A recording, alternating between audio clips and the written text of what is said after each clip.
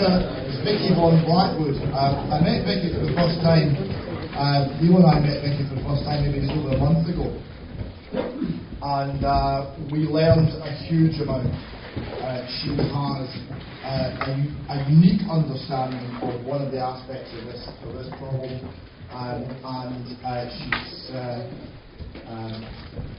speaker that I'm sure you'll learn a lot from.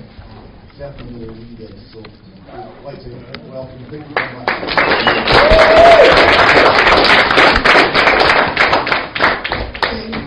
going to talk to you today about trafficking. Try and shout a wee bit. I'm going to talk to you about trafficking, but that's such a complex issue, we couldn't possibly cover it in half an hour. So I'm mostly going to focus on UK domestic trafficking, the links within our care homes, which are massive, and finally the Crown's profit. Who profits from all this ultimately? And one of the reasons I'm going to cover this today is because a lot of people find the scale of this issue to be far-fetched and almost fanciful. So I'm going to break down some of the profits to you today so that you can start to see why the government would spend so much money to hide this crime. If there's one sort of general overarching theme of this, it's going to be that there's no such thing as prostitution or prostitutes. This is a cleverly designed smokescreen to apply stigma and vilify the victims, which helps hide the crime essentially. And I'll try and explain to you why my research has led me to that opinion. Missing Kids UK is an organisation. They work with the National Crime Agency, the Missing Persons Bureau, volunteer organisations like NSPCC, Bernardo's, things like that, and they're the main go-to people for missing people statistics. And they recently reported that a child goes missing in the UK every 3 minutes. That's 480 a day, 175,000 every year. That's a ridiculously high figure.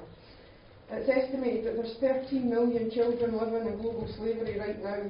Female children are the highest risk, and around 80% of trafficking is sexually orientated exploitation, with around 20% being labour exploitation.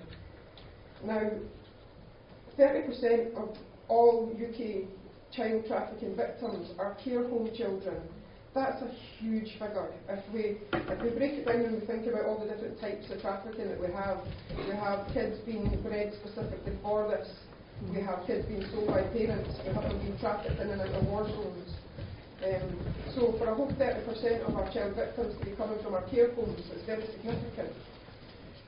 A non-government organisation, ECPAT UK, done a study, or recently tried to do a study, and they tried to look at care records from September 2014 to September 2015, and they asked all 217 local councils to provide them with certain information on trafficking victims within their care homes.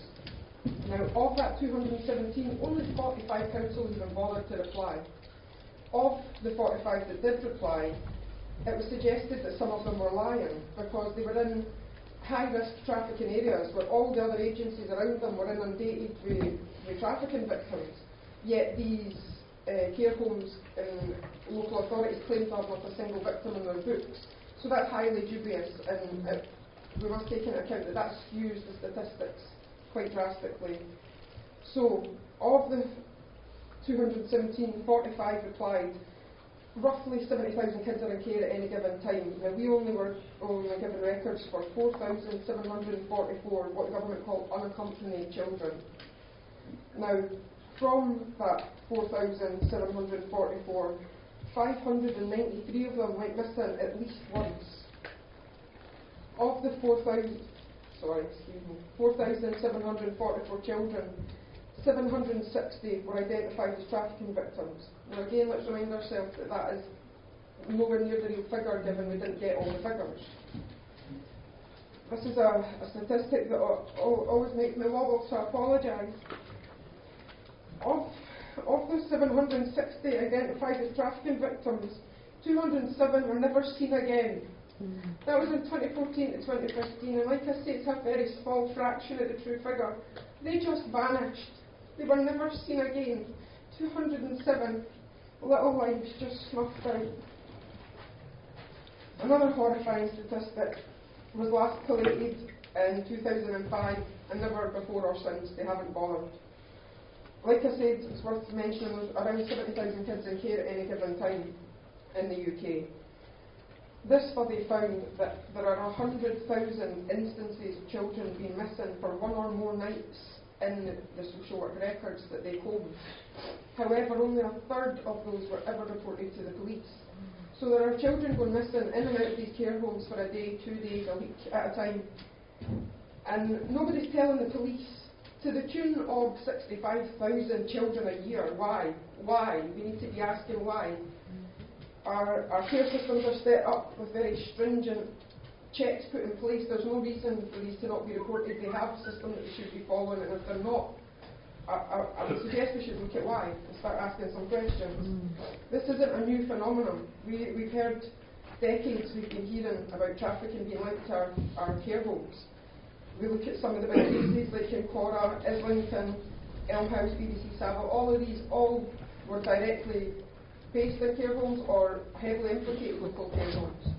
So it's not a new thing. It's a decades-long industry that they've been refining and refining, so they've got it to a pretty nailed-down art form at this point. The reason care children are targeted at such an excessive rate is because they're easy to access. Between our corrupt state having complete control of our medical and legal systems and our court systems, they're able to keep these crimes very well hidden. And care children also have, or few of them have, family to turn to who will then fight for them. So they're easy to access in a lot of different ways. They're also easy to manipulate because they tend to be quite broken as children, and children are malleable at the best of times, just being young. Then we have the fact that these kids, they kick out, they act out. There's a lot of sort of stigma attached to them in society, so discrediting them later is very easy. So these are some of the reasons that they're targeted. It's estimated that the global trafficking industry is worth 32 billion, but again, that's a gross underestimation because we have nowhere near the true figures. We're pulling these from the tiny fractions that we're getting, while this remains a hugely hidden crime. I'm going to start breaking down some of the prices to you, and this might shock some of you, and I do apologise. Child porn ranges all the way up to around £10,000 for a custom snuff film or a custom film where a child of a certain look is chosen or a certain act is committed in the film.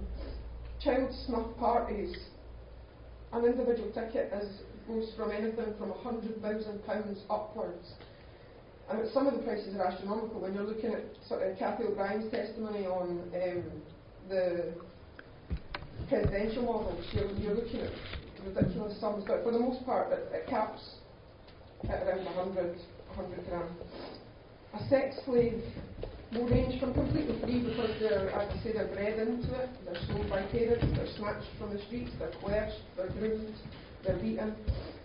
So they're free a lot of the time, and you can pay upwards to £10,000 for a particularly sought after model. A particularly good looking child will go for a lot because they know how much they will make back from that child. The average global price in 2017 to buy a sex slave is $90 or £70 for a human life, £70. The average profit per child in your lower end brothels is around £300,000 per head. I'll break that down for you. That breaks down to be, these children are rented out for £50 an hour and they work 10 hours a day, 6 days a week. That gives their slave owner a profit about £3 a week, which over 52 weeks is £156,000. It costs on average around £6,000 to house and feed these children because they're kept mostly naked and starved. There's very, very little outgoing. They're kept in warehouses stocked up in piles, but the rent is minimal. Here's where we get the 300 grand. Each of these children has an average lifespan of 2 years. Now, the reason that lifespan sits at around 2 years is because it takes on average 2 years to break a human child. Once you break that human child, it will become lifeless and limp, which is no fun to have people say this. So the child will be killed Because it will start to bring in bad reports, and it's a very competitive business. You want to have the best slaves in your brothel. Excuse me, I do apologise.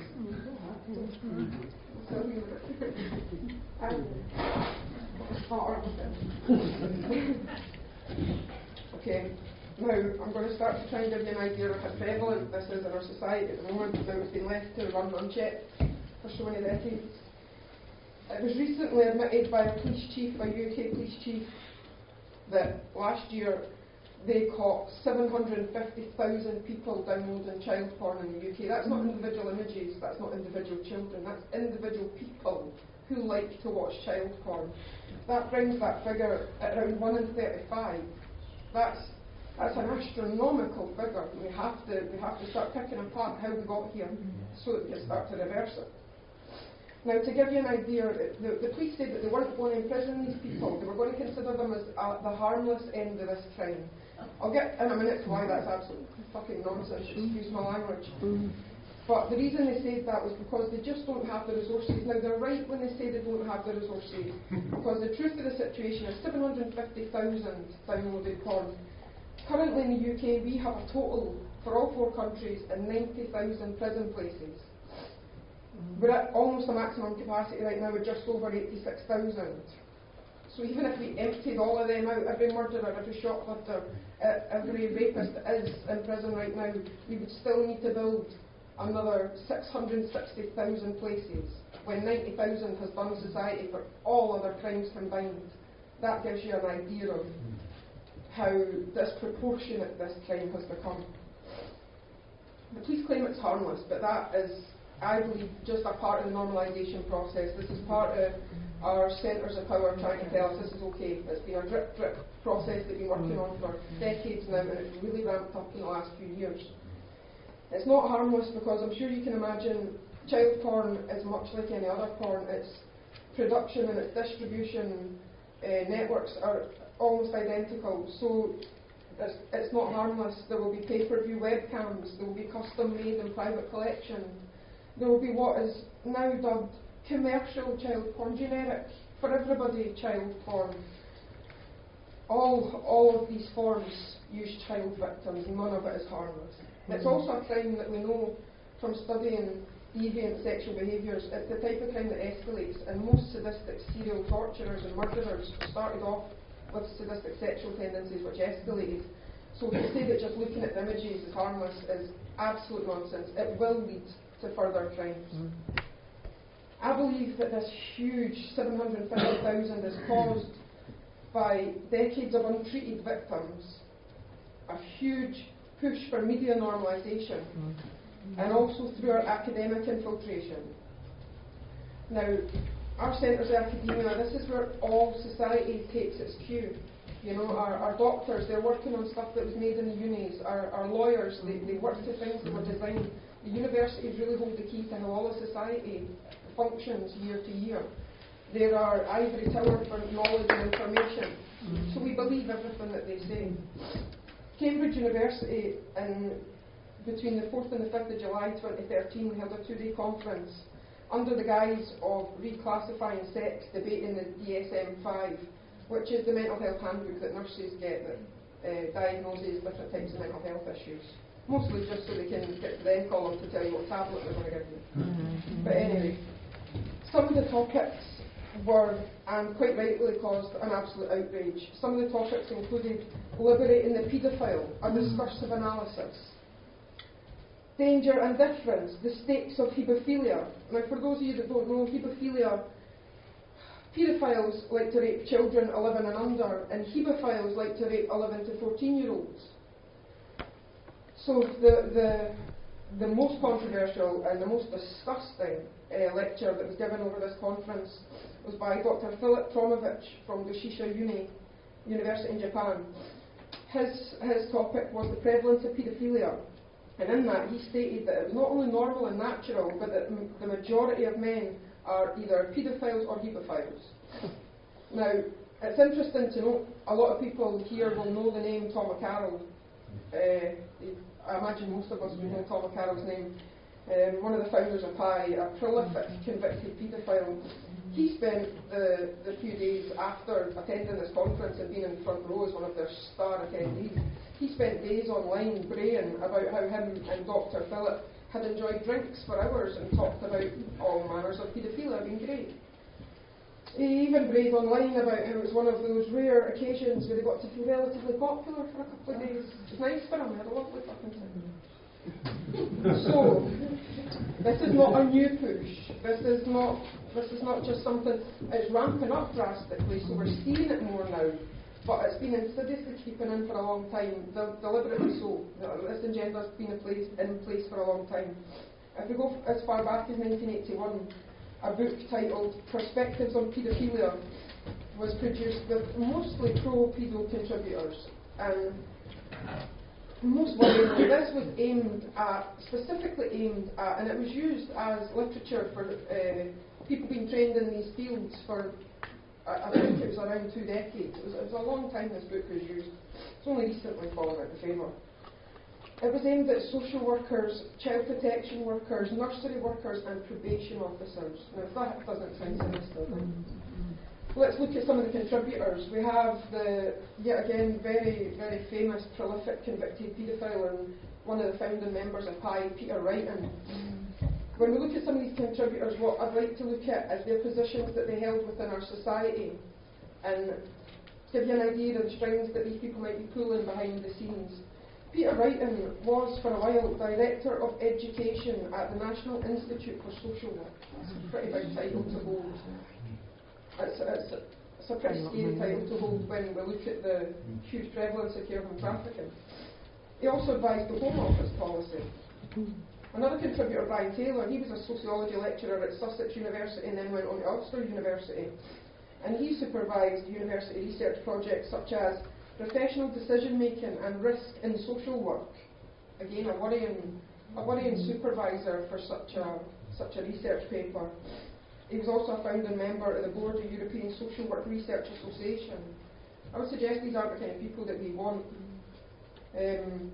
guiding our literature for particularly our probation officers and our child protection workers. Graham Powell was another contributor. Some of his titles, he has been as recent as 2012 pro-paedophilia on his blog and publicly. So Graham Powell, he held President of the British Psychology Society for quite some time. Again, another weighty title to be carrying around as a paedophile. He currently provides psych services to the Serious Organised Crime Squad, the National Crime Squad, worryingly the Internet Watch Foundation, Metropolitan Essex and various other police forces. As I say, he's not recanted at all. He's quite happy to continue expressing these disgusting views for a wage. Excuse me.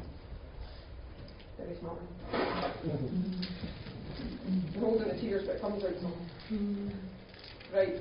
I'm going to bring you back to what I started with. Prostitution does not exist. It's essentially a modernised rebranding of slavery, sexual slavery. Nobody chooses to be a prostitute. Nobody leaves school at 18 from a good family with all the best opportunities afforded. Nobody grows up with a nice, healthy, happy life and says, will I be a doctor, will I be a lawyer, or will I let people rape and beat me for someone else's profit while the whole of society vilifies me as scum. No, it's just, it makes no sense. It's not how it works. All of these people, you'll find recurrent themes over and over with every single trafficking survivor. Childhood abuse, extreme poverty and neglect all feature heavily again and again. Nobody chooses it.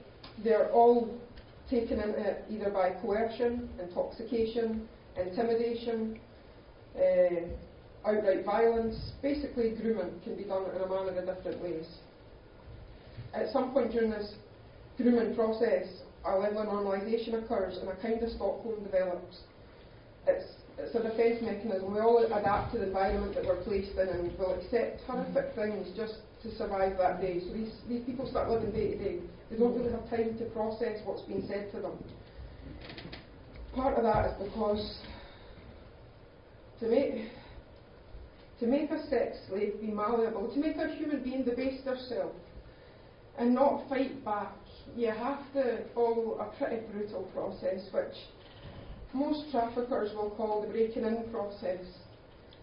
This is usually done with excessive violence, sadistic torture and gang rape. These will be repeated until the spirit is broken, until the light goes out the eyes and the fight leaves the fists, and then they're perfect and they're malleable. And while they're too busy trying to live day to day, they accept it, they normalise it, and they start to internalise it as their own fault. You know, they believe all the stigma, the shame, and all the things that the traffickers say, and all the psychological abuse that goes along with it breaks them down.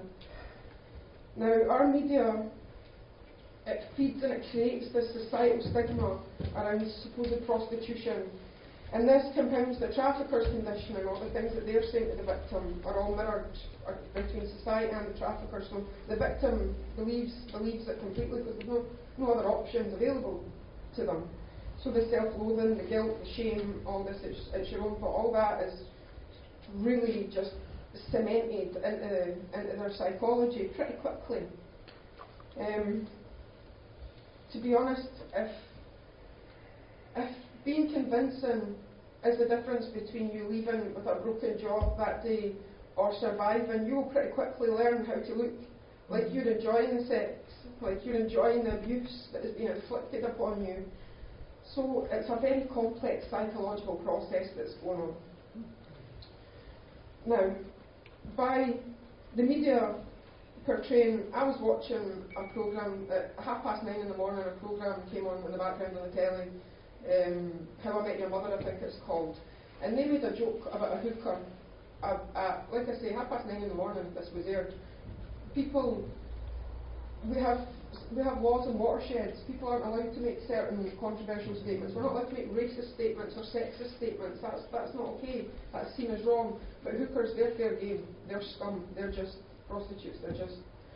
So that mentality being fed through our media, it imprints into us, and we start to mirror that back as a society.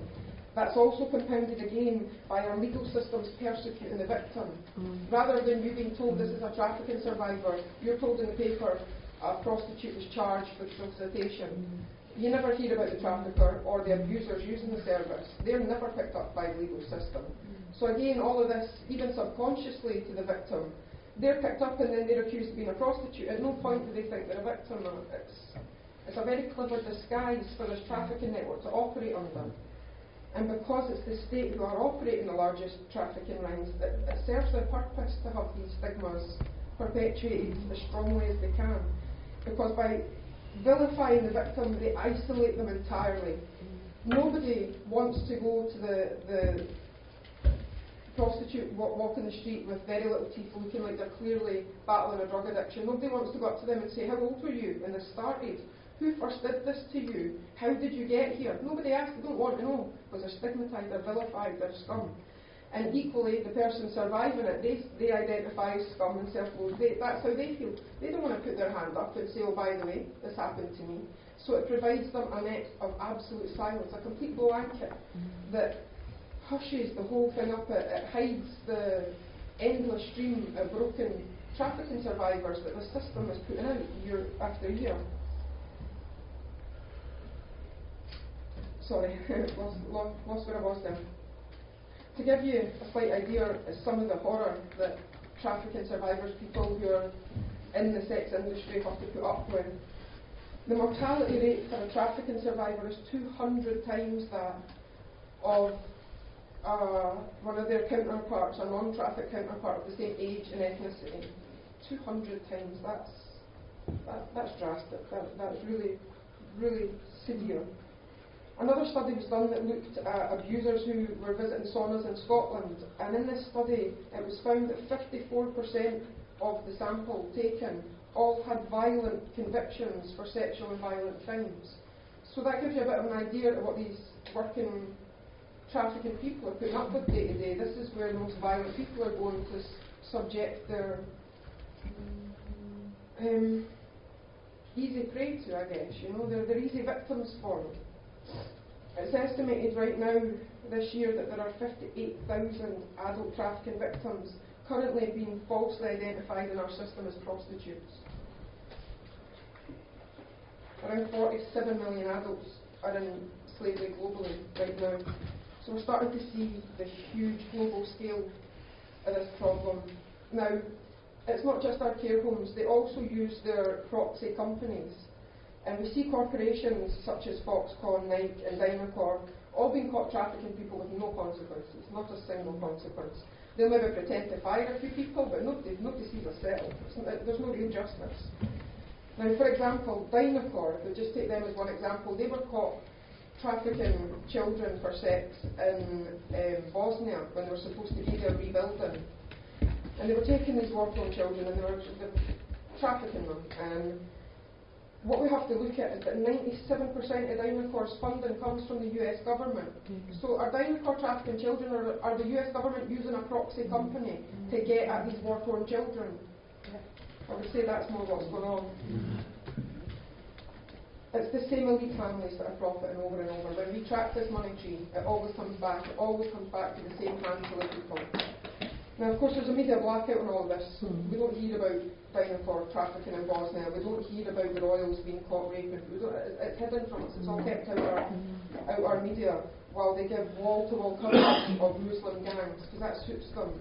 It gives them a scapegoat and it keeps us divided. It's a perfect cover for them. So now that we know that prostitution is just a vilified smokescreen to hide their flesh peddling, we should be looking at who's really profiting. Who's profiting the most here? Where is the end of this money tree? It's the British Crown. Those are Irish traffic.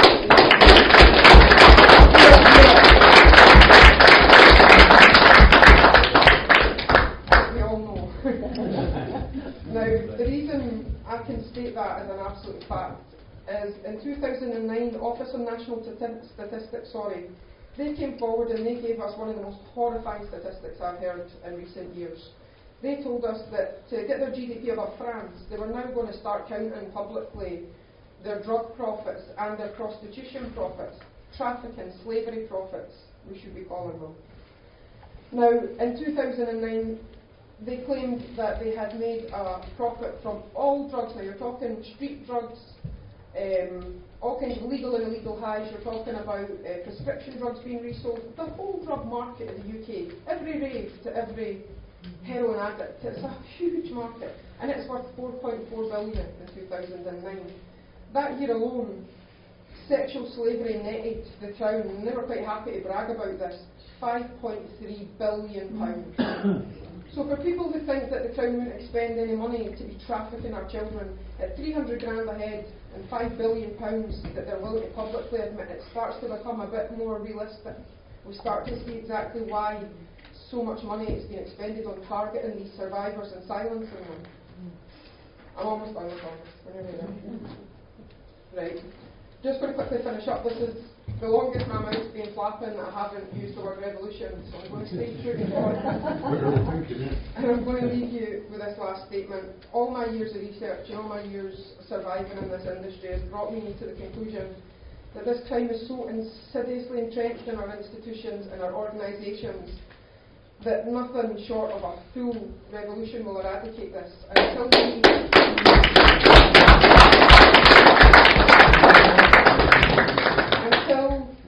Until we re-seize our institutions and our organisations, and until we liberate the secret state files, we won't see an end to child trafficking, because it is worth billions, billions and billions in every country, every year. So truly the only way to end this is all of us standing up and forcibly removing these people from our seats of power. That's the only way I see it. Thank you.